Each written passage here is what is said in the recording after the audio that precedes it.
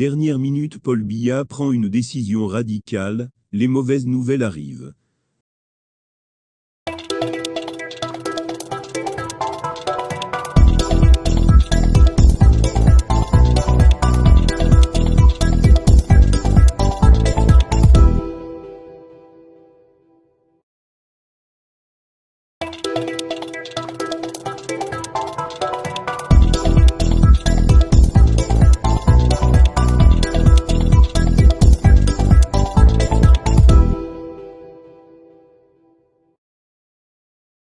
C'était visiblement une aubaine pour une résolution de la crise séparatiste dans les zones anglophones du Cameroun, mais cette main tendue du Canada a été refusée par l'exécutif camerounais.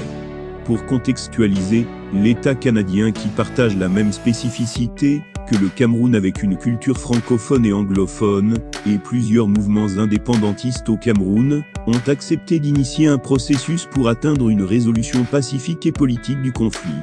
Le ministre des Affaires étrangères du Canada l'a annoncé le 20 janvier 2023. Mélanie Joly a révélé dans la déclaration d'Ottawa qu'elle parle en qualité de facilitateur dans le processus qui est censé mettre fin à la crise séparatiste qui secoue les régions du nord-ouest et sud-ouest depuis 2016, rapporte JDC.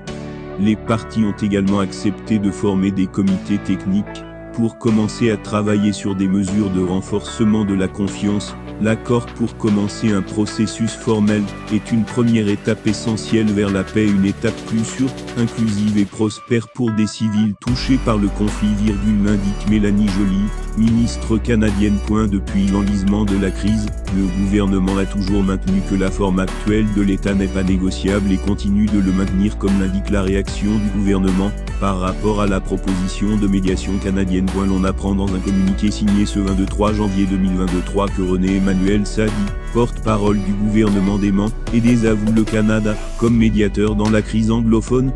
Il exhorte la communauté internationale à plus agir dans la résolution de cette crise et appelle le Canada et les autres pays amis à œuvrer comme les États-Unis d'Amérique à traquer les financeurs et donneurs d'ordre de ces séparatistes qui continuent à alimenter la crise. Là, nous sommes au terme de la vidéo. Surtout, n'oubliez pas de vous abonner et de cliquer sur la cloche de notification pour recevoir le top des informations et actualités au Cameroun.